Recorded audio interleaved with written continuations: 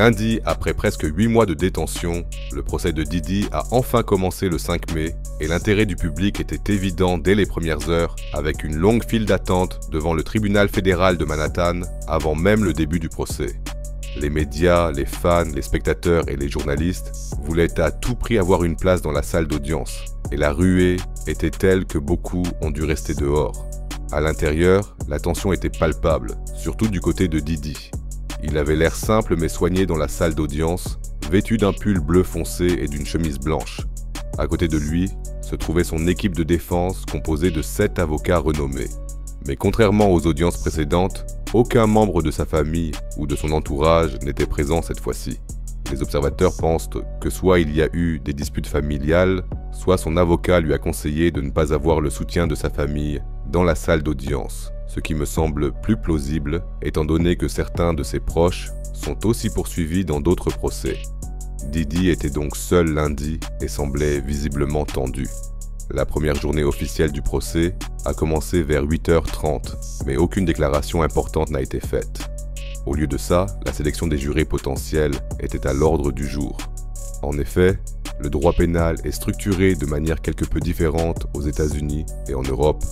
Là-bas, ce n'est pas un juge qui décide de la culpabilité ou de l'innocence, mais un jury complet. Ce jury est composé de 12 citoyens sélectionnés parmi un grand groupe pour faire court. Ils écoutent en l'intégralité du procès et rendent leur verdict à la fin. Le juge préside les débats et détermine la peine en cas de condamnation, mais la décision sur la culpabilité ou l'innocence appartient uniquement au jury. Quand les jurés potentiels sont entrés dans la salle d'audience, Diddy les a observés de près. D'après les médias, il les a comptés sur ses doigts, sûrement pour savoir combien de personnes étaient dans la sélection finale. Il était calme, réservé et tendu.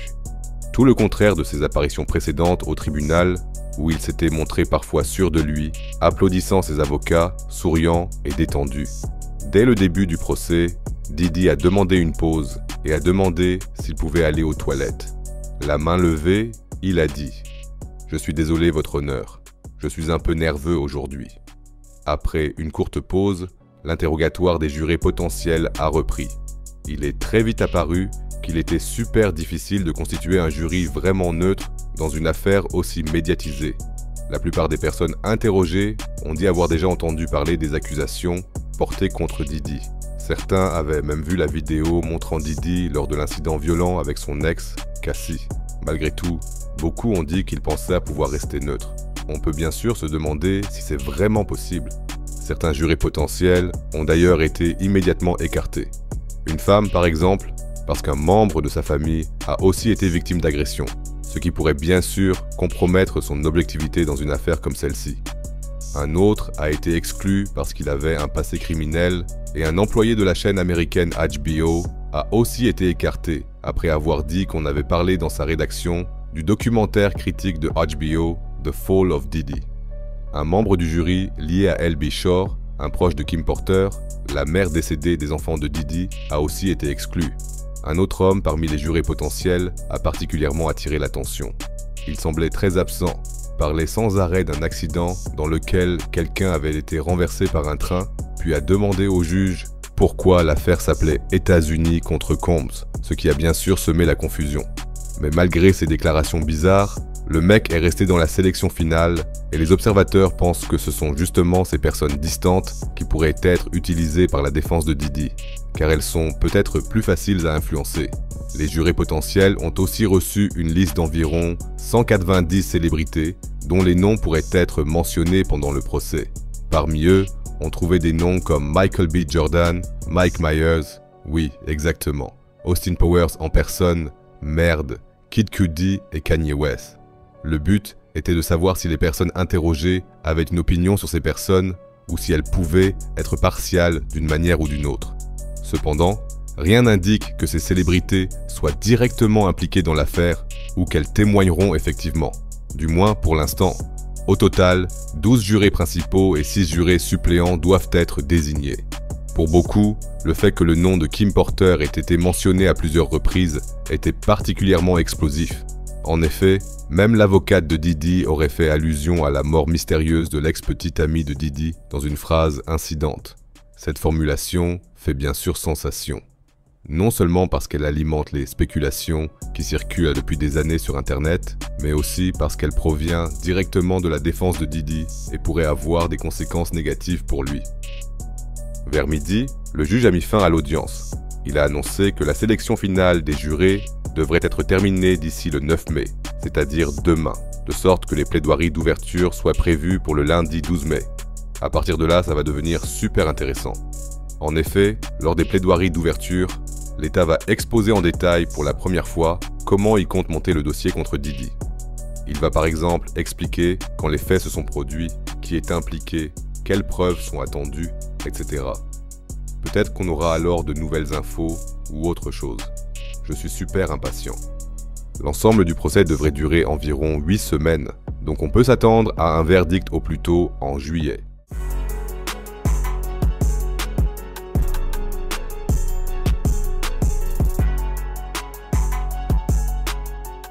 De nombreux jurés potentiels ont été exclus et la défense a accusé le ministère public d'avoir principalement rejeté des jurés noirs et a demandé les raisons de ce rejet. Le procureur a répondu en expliquant le rejet de chaque juré noir. Le juge a examiné ces explications et n'a trouvé aucun signe de discrimination, ce qui n'a bien sûr pas plu à la défense de Diddy.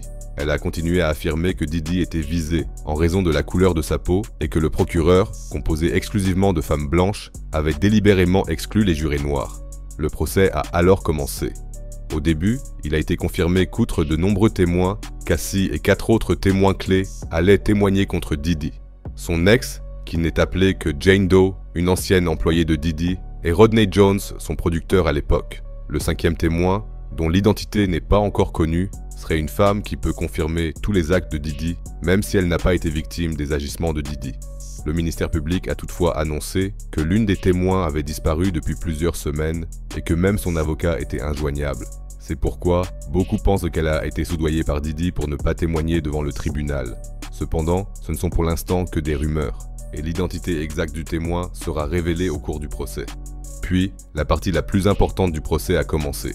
Avant que les premiers de témoins ne soient entendus, le ministère public a lu sa déclaration liminaire, que je vais vous lire dans son intégralité, même si elle est très longue, car c'est là que l'on entend pour la première fois les accusations officielles portées contre Diddy.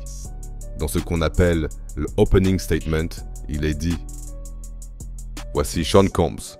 Pour le public, il était une icône culturelle, un homme d'affaires plus grand que nature.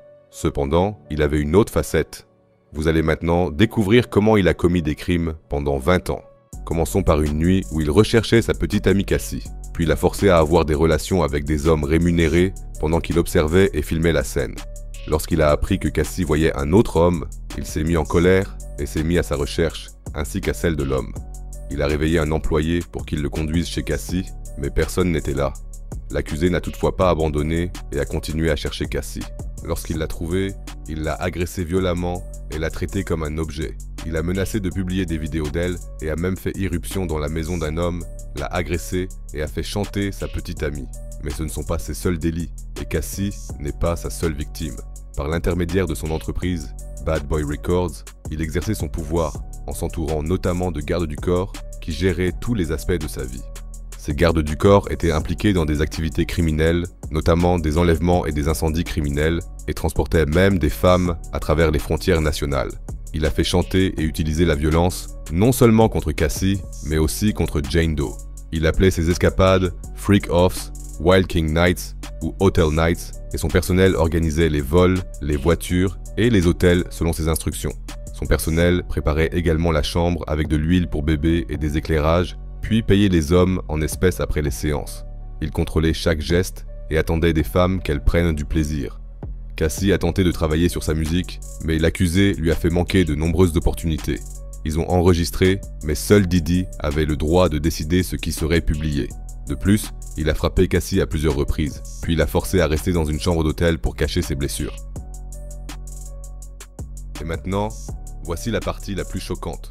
En effet, le procureur a déclaré que l'accusé avait contraint l'un des hommes réservés à verser de force, pour employer un langage acceptable sur YouTube, son champagne dans la bouche de Cassie. C'est tout simplement incroyable. Il a poursuivi en disant « Comme vous le verrez au cours de ce procès, il a commis des actes terribles, et les conséquences sont graves. Il la frappait même lorsqu'il estimait qu'elle passait trop de temps dans la salle de bain jusqu'à ce qu'elle s'enfuit à plusieurs reprises. Cependant, il la retrouvait toujours avec l'aide de son entourage proche. Et lorsqu'il lui disait « freak offs », Cassie savait qu'elle n'avait pas le choix. La même chose s'est produite avec Jane Doe, une femme célibataire avec qui Diddy est sorti en 2020. Un soir, il a parlé à Jane de ses freak offs et a immédiatement mis son plan à exécution. Il l'a emmenée dans une chambre d'hôtel pendant qu'un homme payé était en route. Jane a alors appelé 2 autres hommes qu'elle connaissait déjà et les a invités à se joindre au freak-off afin qu'elle puisse au moins choisir un partenaire qu'elle connaissait. Un an plus tard, après une dispute, il s'est rendu chez elle où Jane Doe s'était cachée et enfermée dans la chambre. L'accusé a alors enfoncé la porte et saccagé la salle de bain, l'armoire et la chambre d'amis. Il lui a dit « Vous n'allez pas gâcher ma soirée, appelez un homme et faites ce que je vous dis ». Jane a finalement obéi à ses instructions. Vous verrez des SMS qui prouvent que l'accusé a offert 100 000 $ en billets de 100 $ à un agent de sécurité d'un hôtel pour qu'il se taise et lui remette la vidéo avec Cassie, qui avait été enregistrée entre-temps afin de dissimuler ses actes. Cassie et Jane Doe vous raconteront les expériences douloureuses qu'elles ont vécues, et vous entendrez également certains hommes rémunérés que l'accusé a recrutés et filmés. Plusieurs employés de l'accusé témoigneront également de la manière dont il s'est imposé à eux, et vous verrez des SMS, des vidéos et de nombreuses autres preuves qui démontreront la culpabilité de Sean Diddy Combs. Après cette longue déclaration, la défense de Diddy a pris la parole et a présenté son point de vue. Elle a déclaré « Cette affaire concerne l'amour, la jalousie et l'argent. Cependant, ce n'est pas un conte de fées Disney. Sean Combs est fascinant. Il a grandi à Harlem et a créé des entreprises légales. Si l'on souhaitait réussir dans la musique, il était naturel de vouloir être proche de Sean Combs. Il a 55 ans et je suis honoré de le représenter. Cette affaire concerne la vie privée de Sean Combs et le gouvernement n'a rien à y faire. Il lui arrive parfois d'être jaloux ou en colère, ce qui le fait perdre le contrôle. Vous entendrez qu'il a menti à son ex-petite amie et vous penserez peut-être qu'il est stupide ou méchant. Mais ce n'est pas ce dont il est accusé. Il est accusé d'avoir dirigé une entreprise criminelle. Cependant, les accusations ne portent que sur des violences domestiques. Le procureur a alors interrompu la défense et déclaré « S'il s'agissait de violences domestiques, nous ne serions certainement pas devant le tribunal depuis 8 mois. Ne nous faites pas perdre notre temps. » Au cours de la déclaration de la défense, ils ont littéralement présenté Cassie et Jane Doe comme des ex-petites amies blessées qui étaient simplement jalouses. Ils ont même évoqué Kim Porter, affirmant que Cassie et Jane étaient jalouses d'elle et qu'à la fin de leur relation, elles voulaient simplement obtenir de l'argent. La défense a souligné à plusieurs reprises que les 2 femmes avaient le libre choix et que ce libre choix comportait des avantages et des inconvénients. La défense n'avait rien d'autre à ajouter. Aucune preuve contraire n'a été mentionnée, ni aucun autre élément susceptible de disculper Diddy. Au contraire, avec cette déclaration, la défense a indirectement admis que Diddy avait commis des agressions. Après toutes les preuves vidéo, il est probablement impossible de le nier. Les 2 premiers témoins ont ensuite été interrogés. Le premier témoin était Israel Flores. À l'époque, il était agent de sécurité dans l'hôtel où Diddy a été filmé en train d'agresser Cassie. Il a déclaré avoir reçu un appel d'urgence provenant du 6e étage de l'hôtel le 15 mars 2016. Il aurait alors rencontré Diddy et Cassie dans le hall de l'ascenseur. Diddy était affalé sur une chaise et fixait le vide. Israel Flores a déclaré que son regard était diabolique et a ajouté que Cassie était recroquevillée dans un coin, le visage caché. Plus tard, il s'est souvenu qu'elle avait un œil au beurre noir. Il a demandé aux 2 personnes de régler leurs différends dans leur chambre et les a raccompagnés. Il a alors remarqué qu'il y avait un autre homme dans la chambre.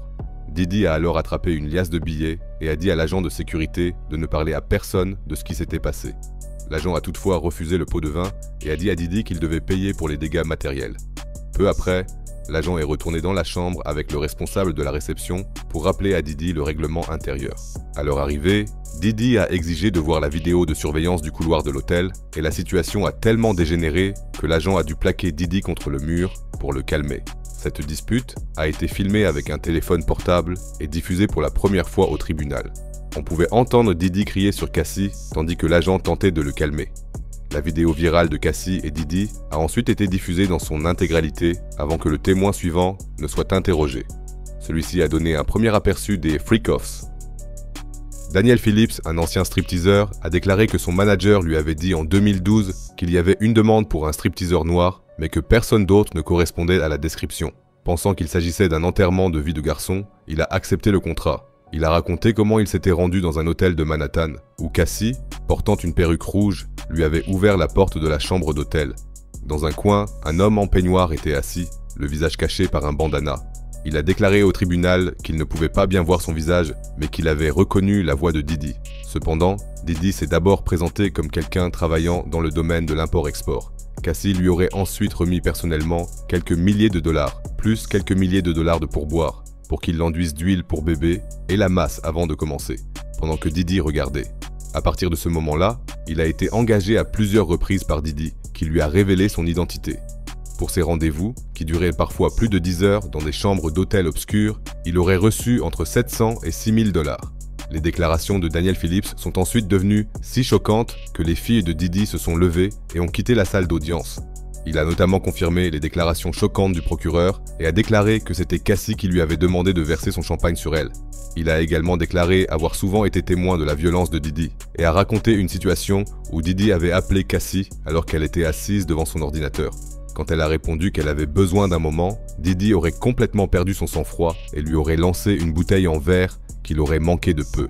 Il l'aurait ensuite traîné dans la chambre et lui aurait crié « Quand je te dis de venir, tu viens immédiatement ».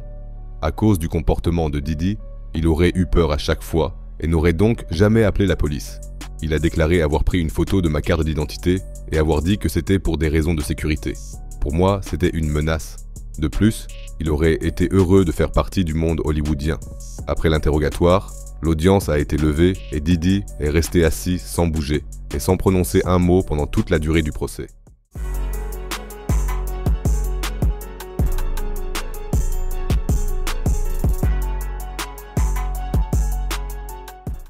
Mardi, le témoin le plus accablant dans le procès de Didi a été interrogé, à savoir Cassie. Elle a été la seule témoin à être interrogée pendant 6 heures au cours du procès. Elle a fondu en larmes et a raconté pour la première fois en détail comment se déroulait sa relation avec Didi. Comme son témoignage est l'un des plus importants, nous allons à nouveau examiner toute la journée, du début à la fin. Bien sûr, cette fois encore, de nombreuses personnes se sont rassemblées devant le palais de justice. La famille de Didi était également présente avant le début de l'audience, à 11 h, heure locale. À 11h11, Cassie a été appelée à la barre. Elle portait une robe marron et, à la surprise générale, elle est entrée dans la salle d'audience en étant visiblement enceinte, ce qui n'est bien sûr pas favorable à la défense de Didi. En effet, lorsqu'une femme enceinte de 9 mois parle de ses souffrances, l'empathie du jury est naturellement 2 fois plus grande. C'est pourquoi les avocats de Didi avaient demandé au préalable que Cassie ne témoigne pas devant le tribunal afin de ne pas influencer le jury. Cette demande a toutefois été rejetée et elle a donc prêté serment, donné son nom et déclaré qu'elle était musicienne.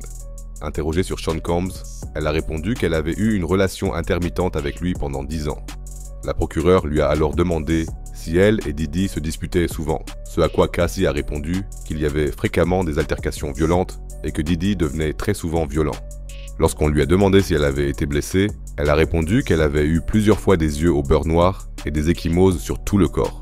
La procureure a ensuite montré les photos prises à l'hôtel lorsque Didi l'avait agressée et Cassie a raconté qu'ils avaient eu une nouvelle fois une crise ce jour-là. Lorsqu'on lui a demandé comment elle savait ce qu'était une crise, Cassie a répondu que Didi lui avait proposé, au cours de la première année de leur relation, d'inclure une troisième personne dans leur, disons, vie amoureuse. Elle n'avait alors que 22 ans et a déclaré avoir eu un haut le cœur lorsque Didi lui a fait cette proposition. Elle était confuse et nerveuse, mais elle aimait beaucoup Didi et voulait simplement le rendre heureux. C'est pourquoi elle avait l'impression de ne pas avoir le choix. Elle a ajouté qu'elle ne se souvenait plus de la première fois où ils avaient eu une telle séance, mais qu'elle se rappelait qu'un homme avait été payé pour cela et que Didi avait regardé et lui avait donné des instructions. Au début, ces hommes étaient engagés par Didi, mais avec le temps, c'est elle qui a dû les trouver et les recruter. Lors de son témoignage, Didi a observé Cassie très attentivement, tandis qu'elle racontait qu'à l'époque, Didi contrôlait presque toute sa vie, y compris sa carrière. Elle a déclaré qu'elle était jeune, qu'elle n'avait pas grand-chose à dire et qu'elle avait peur qu'ils deviennent violents et publient leurs séances qu'il enregistrait en partie. La procureure a ensuite révélé que Cassie avait remis des preuves, telles que des ordinateurs portables et des téléphones mobiles, au gouvernement en décembre 2023, un mois après avoir porté plainte contre Didi, et a montré au jury des photos datant de l'époque où Cassie et Didi étaient en couple. Cassie a déclaré au tribunal qu'elle avait 19 ans lorsqu'elle a signé un contrat de 10 albums avec le label Bad Boy Records de Diddy en 2006. Diddy avait alors 36 ans. Son premier album est sorti en août de la même année. Malgré son contrat, elle n'a jamais sorti d'autres albums. Le jour de son 21e anniversaire, Diddy l'a embrassée pour la première fois, bien qu'elle ne le souhaitait pas. Cependant, avec le temps, ils se sont rapprochés et elle a déclaré qu'elle était curieuse et qu'elle voulait être près de Diddy, car il était passionnant et la faisait se sentir spéciale. Elle a ensuite raconté sa première fois avec Diddy. Ils étaient sur un bateau à Miami et il lui a donné une pilule d'ecstasy, a-t-elle déclaré. Après cette excursion, ils ont commencé à passer plus de temps ensemble.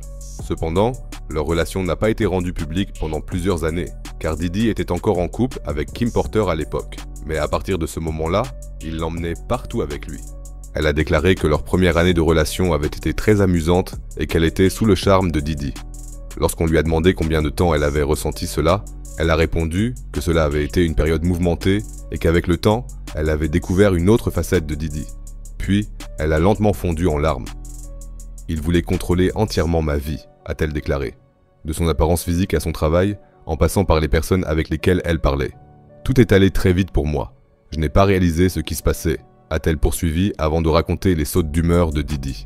Elle a expliqué « Il me suffisait de le regarder de travers pour recevoir une gifle ». Elle a également déclaré que Diddy la frappait tous les jours. Au fil du temps, les sessions sont devenues de plus en plus fréquentes et Cassie a décrit que cela était devenu un véritable travail et qu'il n'y avait plus de place pour autre chose. À la fin, je passais des jours entiers à prendre de la drogue, à boire de l'alcool et à avoir des relations sexuelles avec des inconnus. Certaines sessions duraient 36, 48, voire 72 heures. La plus longue a duré 4 jours, a-t-elle déclaré. Pendant sa relation avec Diddy, elle a enregistré des centaines de chansons. Cependant, les sessions étaient les plus importantes pour lui. C'est pourquoi aucune n'a jamais été publiée. Il y a ensuite eu une petite pause avant que l'interrogatoire de Cassie ne reprenne à 13 h heure locale. La procureure a demandé à Cassie si Diddy avait fait des commentaires sur son apparence physique pendant leur relation. Elle a alors raconté que Diddy la critiquait quotidiennement, lui disant qu'elle avait l'air trop mexicaine et remettant souvent en question son apparence. C'est pourquoi Diddy choisissait ses tenues, sa coiffure et même ses ongles. Mon estime de moi-même a beaucoup souffert pendant toute la durée de notre relation, a-t-elle déclaré, racontant comment Diddy lui avait parfois confisqué ses appareils électroniques, ses voitures ou d'autres biens en guise de punition. Il menaçait de me retirer ma voiture, ma maison ou mes bijoux, a-t-elle expliqué, ajoutant que les employés de Diddy lui prenaient parfois ses affaires. La procureure a alors demandé s'il y avait des coffres forts dans les propriétés de Diddy et ce qu'ils contenaient. Cassie a alors répondu qu'il y avait des coffres forts dans toutes ses maisons auxquels elle avait parfois accès, dans lesquels Diddy stockait de l'argent liquide, des bijoux, des armes et parfois des enregistrements de caméras, et qu'elle avait également vu les armes en dehors des coffres forts. Elle a décrit une situation dans laquelle Diddy, sous l'emprise de lui avait donné une arme qu'elle devait cacher et où elle avait peur qu'elle puisse se déclencher. L'arme était parfois sortie, a-t-elle déclaré. J'ai toujours eu l'impression que c'était une sorte de tactique pour me faire peur. Le procureur est ensuite revenu sur les freak-offs et Cassidy a raconté que Diddy avait mentionné le terme voyeurisme au cours des premiers mois de leur relation et avait décrit comme un fantasme le fait de la voir avec d'autres hommes. La première fois qu'ils ont eu une telle séance, elle était tellement ivre et droguée qu'elle ne s'en souvient plus que par bribes aujourd'hui. J'étais sous l'influence de substances, donc je n'ai pas ressenti grand-chose. Cependant, je me suis demandé si tout cela était bien réel. Je ne savais pas ce qui allait se passer ensuite, si nous allions recommencer. J'ai accepté davantage, parce que je ne souhaitais pas la contrarier ou la mettre en colère. Elle a raconté que ces séances étaient devenues de plus en plus régulières, jusqu'à avoir lieu chaque semaine, et qu'elle restait éveillée tout le temps, sans dormir. Même si les séances duraient parfois plusieurs jours. Pour rester éveillée, elle se droguait. Et lorsqu'on lui a demandé si elle voulait participer aux séances, Cassidy a répondu très clairement « Non, je me sentais très mal. Je me sentais dégoûtante et humiliée. Je n'ai pas les mots pour décrire à quel point je me sentais mal. Je ne pouvais en parler à personne. » Elle a ajouté que les séances avaient lieu dans les maisons de Diddy ou dans des hôtels réservés sous de faux noms tels que Frank White ou Frank Black, et que le personnel de Diddy apportait les réserves d'huile et les contraceptifs. Comme Diddy tenait à ce que l'huile brille sur tout le corps, elle devait en appliquer toutes les 5 minutes, ce qui explique les énormes réserves. Lors d'une séance dans un hôtel de Beverly Hills, il y avait même une piscine entière remplie d'huile. Elle a raconté que Didi attendait même d'elle qu'elle participe aux séances pendant ses règles et a également confirmé l'incident au cours duquel Didi et l'un des hommes rémunérés ont, disons, versé leur champagne sur elle. Elle a déclaré que c'était dégoûtant et qu'elle s'était sentie plus qu'humiliée.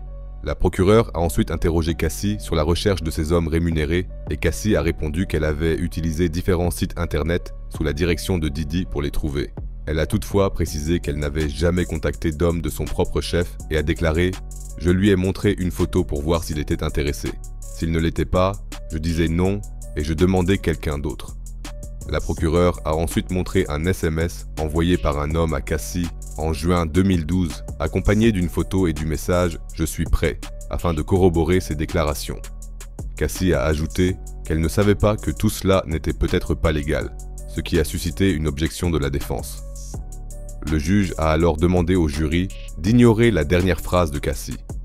À 16h30, il y a eu une nouvelle petite interruption avant que le procès ne reprenne à 16h45. Le procureur a interrogé Cassie sur les substances qu'elle avait consommées avec les hommes, et Cassie a répondu qu'elle ne pouvait pas participer aux séances sans avoir une sorte de tampon pour se distancier de la situation. Elle a ensuite décrit les séances au cours desquelles il consommait énormément et où des choses vraiment folles se passaient. Elle a raconté un incident au cours duquel Didi voulait qu'elle recueille ce qui sortait d'un homme à la fin de la séance pour ensuite l'étaler sur les mamelons de Didi dans la pièce voisine. Pff, je ne peux vraiment pas décrire tout cela de manière plus appropriée pour YouTube. Si elle se sentait mal pendant les séances à cause de sa consommation, Didi ne lui accordait même pas une petite pause et la forçait à continuer. Après les séances, Didi exigeait qu'elle lui décrive en détail tout ce qui s'était passé, ce qui était à chaque fois humiliant pour elle. Lors de certaines séances, Didi n'était même pas présent en personne, mais seulement connecté via FaceTime pour regarder depuis une autre pièce. Le procureur a alors demandé les enregistrements des séances et Cassie a expliqué qu'ils avaient d'abord été réalisés avec une caméra vidéo, puis avec des téléphones portables et des iPads. Parfois, elle devait même regarder les vidéos plus tard avec Didi. Mais lorsqu'elle avait les enregistrements vidéo sur ses propres appareils, elle les supprimait immédiatement. « J'étais dégoûtée », a-t-elle déclaré, expliquant qu'elle avait également demandé à plusieurs reprises à Didi de supprimer les vidéos. La procureure lui a alors demandé si elle avait déjà quitté une séance, ce que Cassie a confirmé.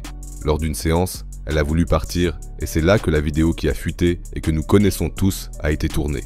Elle a déclaré « Lorsque je me suis faufilé hors de la pièce, il m'a suivi dans le couloir, m'a attrapé, m'a poussé au sol, m'a donné des coups de pied, puis m'a traîné jusqu'à la pièce. » Elle ne s'est pas défendue, car elle voulait assister le lendemain à la première de son premier film, A Perfect Match, et ne voulait pas être blessée. En effet, il s'était tellement emporté contre une femme qu'il avait engagé pour une séance qui lui avait fait un œil au beurre noir. Pour finir, la vidéo de surveillance qui avait été divulguée a été diffusée une nouvelle fois.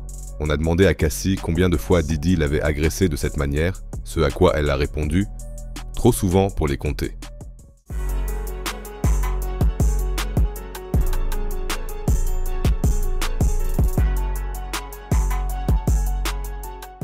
Mercredi à 9h, heure locale, Cassie a été interrogée pour la deuxième fois. Cependant, avant qu'elle ne soit appelée à la barre, les avocats de Didi ont discuté avec le juge. En effet, lors de ce procès, des vidéos des séances entre Didi et Cassie devaient être diffusées, ce que les avocats de Didi souhaitaient empêcher, car ces enregistrements constituaient une atteinte trop importante à la vie privée.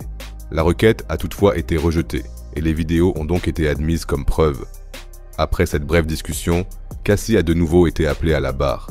Vêtue d'une robe grise et d'une veste, elle est entrée dans la salle d'audience sans accorder un seul regard à Didi. L'interrogatoire a alors commencé à 9h50. Comme le dernier procès s'était arrêté sur l'incident entre Cassie et Didi à l'hôtel, la procureure a posé d'autres questions sur cet incident. Cassie a raconté que Didi avait jeté un vase pendant l'incident. « Je me souviens encore comment elle s'est approchée de moi », a-t-elle déclaré. « Mais elle a heurté le mur, et il m'a crié dessus. » Elle ne se souvenait toutefois plus de ce qu'il avait dit. La procureure a ensuite montré des SMS échangés entre Didi et Cassie après l'incident, dans lesquels Didi lui demandait à plusieurs reprises de l'appeler immédiatement car la police était là. Il lui a écrit qu'il allait être arrêté afin d'obtenir une réponse de sa part. Mais Cassie voulait être seule et éviter tout contact avec Didi. C'est pourquoi elle n'a pas répondu. Peu après, la police est également venue l'interroger et elle a répondu à toutes les questions sans nommer Didi comme auteur des faits. Lorsqu'on lui a demandé si elle voulait le protéger, elle a répondu « Oui, bien sûr ». Comme Didi ne pouvait pas la joindre, il s'est rendu à son appartement et l'a de nouveau agressé devant sa porte. Au cours du procès, Cassie a également déclaré qu'elle avait une première de film le lendemain de l'incident à l'hôtel. Une photo d'elle et de Didi à la première a donc été montrée au jury, tandis que Cassie expliquait qu'elle portait beaucoup de maquillage pour cacher les ecchymoses sur son visage. Elle a déclaré qu'à l'époque, elle pensait que Didi était malade et qu'elle voulait qu'il reste à distance. Le tribunal a ensuite montré des photos de 13 hommes qui auraient participé aux séances, et lorsqu'on lui a demandé si elle avait eu des relations sexuelles avec ces hommes, Cassie a répondu timidement « oui ». Ensuite, un SMS échangé entre les deux a été présenté comme preuve, dans lequel Didi lui écrivait qu'il voulait immédiatement un FO, qui serait l'abréviation de Freak Off. Cassie a ensuite raconté une soirée où elle fêtait son anniversaire. Elle était sortie en boîte avec des amis ce soir-là, mais Didi a voulu une session à la dernière minute, alors Cassie lui a dit qu'elle n'avait ni le temps ni l'envie. Didi a toutefois insisté tellement qu'elle a fini par céder et interrompre sa soirée. Elle a expliqué qu'elle avait peur que Didi ruine sa vie, car il menaçait sans cesse de publier les vidéos de la séance. Elle a déclaré « C'est embarrassant, effrayant et dégoûtant. Personne ne devrait faire cela à quelqu'un. Je savais qu'il pouvait détruire tout ce pour quoi j'avais travaillé. Je ne devais pas, et surtout, je ne voulais pas apparaître dans ces vidéos. » Le procureur lui a alors demandé comment elle s'était remise après ces sessions. Cassie a expliqué qu'elle avait pris des médicaments pour se calmer, ne plus ressentir de douleur et oublier. Après un certain temps, les séances lui ont valu une infection urinaire, ce qui n'a pas empêché Didi de continuer à la forcer à y participer. Elle a déclaré « J'ai vraiment souffert pendant longtemps. J'ai du mal à croire que j'ai réellement vécu cela.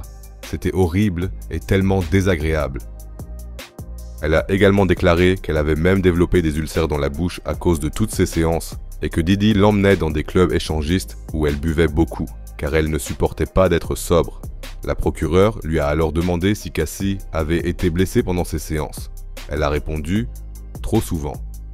Elle a raconté que Didi était très violent pendant les séances et que certains des hommes payés avaient même vu ou entendu Didi l'agresser violemment lorsqu'elle n'obéissait pas.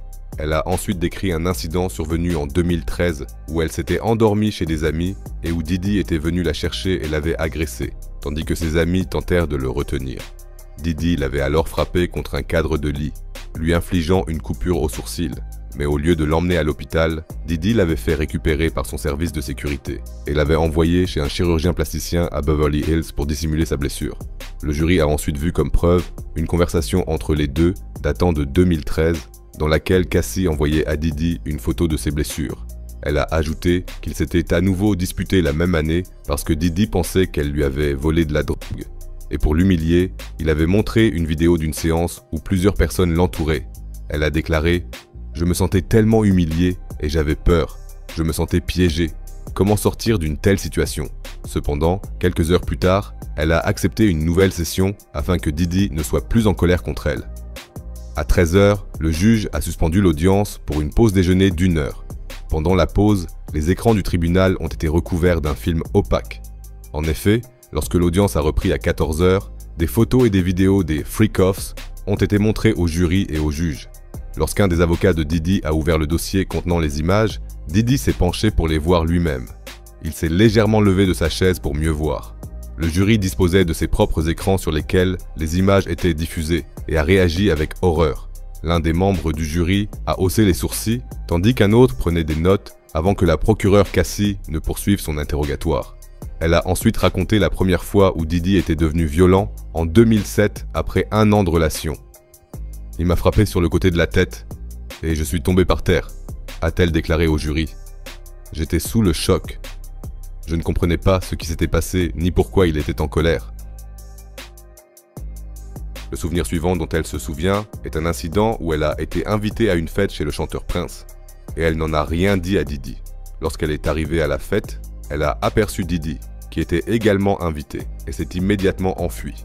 Didi l'a poursuivie et serait tombé dans des buissons, ce qui lui a permis de se réfugier dans un hôtel. Peu de temps après, Didi a découvert où elle se trouvait et a fait irruption dans sa chambre. « Il m'a frappé », a-t-elle affirmé, déclarant devant le tribunal avoir subi des ecchymoses au visage. À titre de preuve, le procureur a présenté des emails que Cassie avait envoyés à sa mère et à une collaboratrice de Didi, dans lesquels elle indiquait que Didi menaçait de publier les vidéos et voulait engager quelqu'un pour lui faire du mal. De plus, Le jury a pu voir des photos de ses blessures, sur lesquelles Cassie présentait des ecchymoses dans le bas du dos et sur la cuisse droite. Elle a expliqué que c'était la première fois qu'elle parlait à sa mère des agressions de Diddy. Elle a ensuite raconté qu'en 2011, elle en avait assez des agressions de Diddy et avait mis fin à leur relation pour sortir avec le rappeur Kid Cudi. Mais lorsque Diddy l'a appris, il a menacé de s'en prendre à elle et à lui, et de faire exploser la voiture de Kid Cudi. Peu après, la voiture de Kid Cudi a effectivement explosé, juste devant son allée. Comme elle avait encore plus peur, elle est retournée avec lui. Puis est venu le pire moment du procès, si bien qu'il a été décidé à l'avance que l'actuel mari de Cassie, qui voulait initialement l'accompagner, devait quitter la salle d'audience. Cassie a en effet raconté leur dernière rencontre en 2018, lors de laquelle leur relation a finalement pris fin. Elle a expliqué que Diddy avait trouvé une nouvelle femme et qu'elle était enfin libre, ce qui lui a permis de rencontrer son mari actuel, avec qui elle a entamé une relation. En août de la même année, Diddy a voulu rencontrer Cassie dans un restaurant pour une discussion finale, puis l'a attirée chez lui, où il l'a agressée contre son gré. Elle a déclaré avoir pleuré et refusé, mais Diddy n'était plus lui-même. Cependant, après cet incident, ils auraient encore eu des relations intimes, mais avec son consentement. Ce n'est qu'après avoir suivi une cure de désintoxication et une thérapie pour traumatisme qu'elle a pris conscience de son comportement. Lorsqu'on lui a demandé pourquoi elle témoignait aujourd'hui contre Diddy et s'imposait ce procès difficile, elle a répondu « La honte et la culpabilité. Je ne pouvais tout simplement plus le supporter. » L'interrogatoire par le procureur était terminé et les avocats de Diddy auraient dû contre-interroger Cassie. Cependant, comme il ne restait qu'une demi-heure d'audience, le contre-interrogatoire a été reporté d'un jour.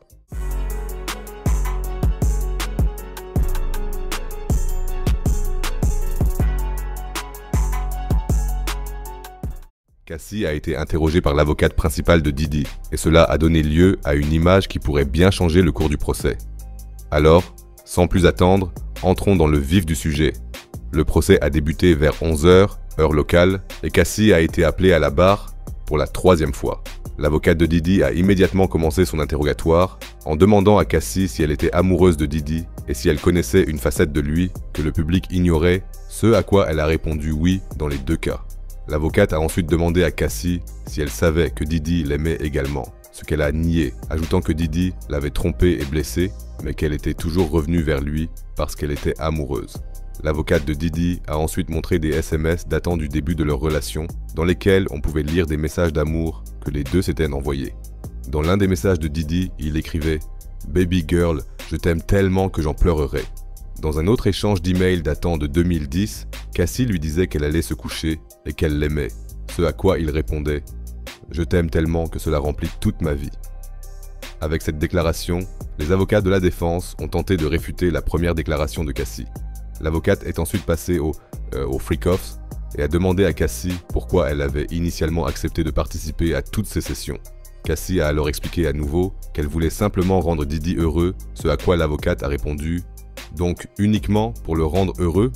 Cassie a ensuite expliqué à la cour qu'elle n'avait jamais voulu participer à ces sessions avec des hommes payés, mais qu'elle l'avait fait uniquement pour faire plaisir à Diddy, et plus tard parce qu'elle avait peur des conséquences si elle ne le faisait plus. L'avocate de Diddy a alors montré un SMS de Cassie dans lequel on pouvait lire « Je suis toujours prête à m'éclater » et dans lequel on pouvait voir des photos d'elle, ce à quoi le procureur a fait objection, qui a été acceptée. Cassie a alors chuchoté quelque chose à l'oreille du juge, qui a ensuite interrompu l'audience après seulement 1 heure pour une petite pause.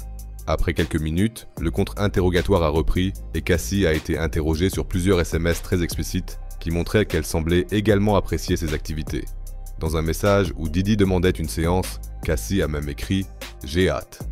Le jury a ensuite vu un échange entre les deux, dans lequel Cassie disait à Diddy qu'elle commençait à avoir des sentiments contradictoires à propos de toutes ces séances. Elle a écrit « Je suis partagée entre le désir et la répugnance. Au début, quand nous étions amoureux, je ne remettais rien en question. Cela me semblait tout à fait normal, mais j'avais peur de devenir juste la petite amie avec laquelle tu assouvis tes fantasmes. » L'avocate a ensuite demandé si le premier album de Cassie avait connu le succès et si elle était à l'époque une star montante, ce que Cassie a de nouveau confirmé. Elle a ensuite demandé à Cassie si elle comprenait qu'en portant plainte contre Diddy, elle avait détruit toute sa carrière, ce à quoi Cassie a répondu « Oui, je comprends ». L'avocate a ensuite présenté les préférences de Diddy comme faisant partie d'un mode de vie échangiste et a déclaré que la plupart des gens trouvaient peut-être cela étrange, mais que cela ne constituait pas pour autant un trafic d'êtres humains. Elle a ensuite demandé à Cassie si Didi avait influencé sa confiance en elle, et Cassie a expliqué qu'il l'avait certes rabaissée, mais qu'il l'avait aussi très souvent encouragée. Elle a admis qu'il l'appelait « reine » et a déclaré qu'il avait une énergie inspirante. L'avocate lui a ensuite posé des questions sur les nombreux appels téléphoniques de Didi, et Cassie a expliqué que cela arrivait souvent lorsqu'elle ne lui disait pas où elle était.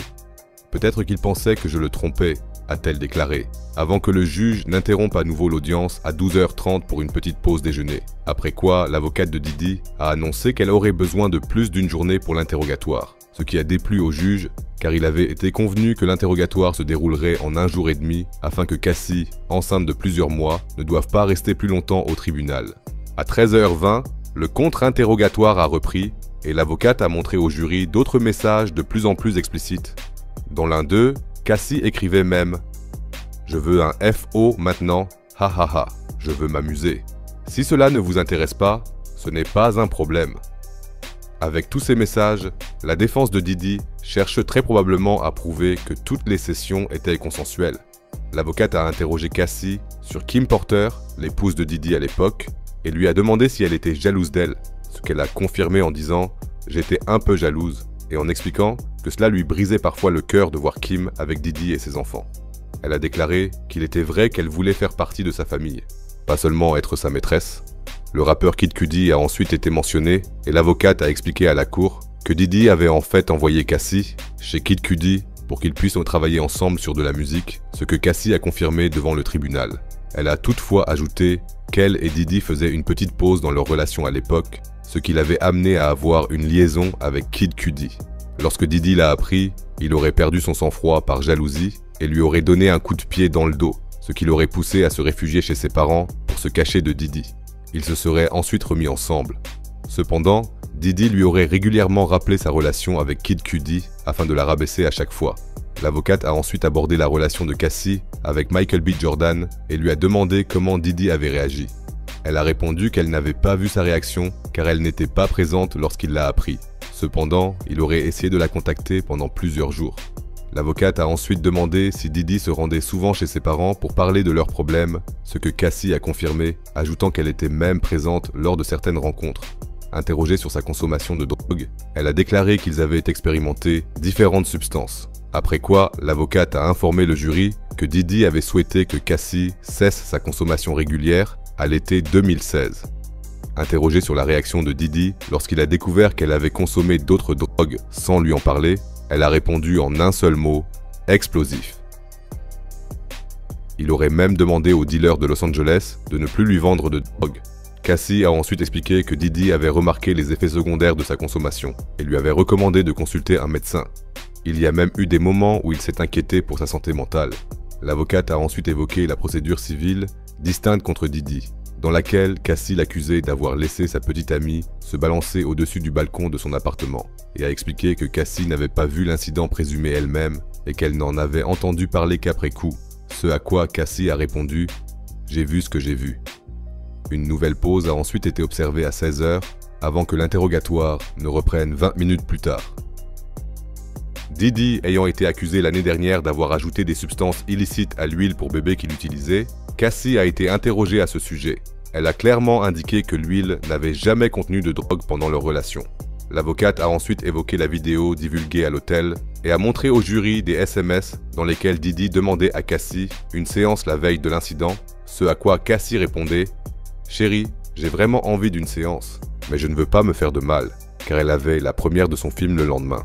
Cassie a ensuite expliqué au tribunal qu'elle ne voulait pas qu'il pense qu'elle ne souhaitait pas participer à la séance et qu'elle avait finalement cédé. L'avocate a ensuite interrogé Cassie sur les drogues consommées ce soir-là.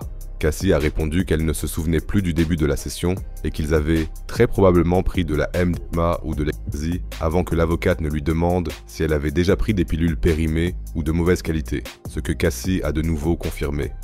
On lui a ensuite demandé si les drogues étaient peut-être de mauvaise qualité cette nuit-là, ce qui suggère probablement que Didi était irresponsable ou altéré à ce moment-là. Cassie a répondu « Je n'en ai aucune idée ». À 17h, heure locale, le juge a clos l'audience et Cassie doit maintenant témoigner une dernière fois devant le tribunal le lendemain. Cependant, cette journée de procès laisse entrevoir la stratégie que la défense de Didi va adopter devant le tribunal. Elle présente Cassie comme une ex-jalouse aussi dérangée que lui, qui souhaite maintenant se venger et obtenir son argent. Si elle y parvient, Didi ne serait finalement condamnée que pour violence domestique, ce qui équivaudrait à un acquittement, car même les blessures graves sont prescrites après 5 ans dans la plupart des États. Nous verrons bien comment cela évoluera et je continuerai bien sûr à suivre l'affaire pour vous. Si vous ne souhaitez rien manquer, veuillez vous abonner à la chaîne et activer la cloche. Prenez soin de vous et à bientôt pour la prochaine vidéo.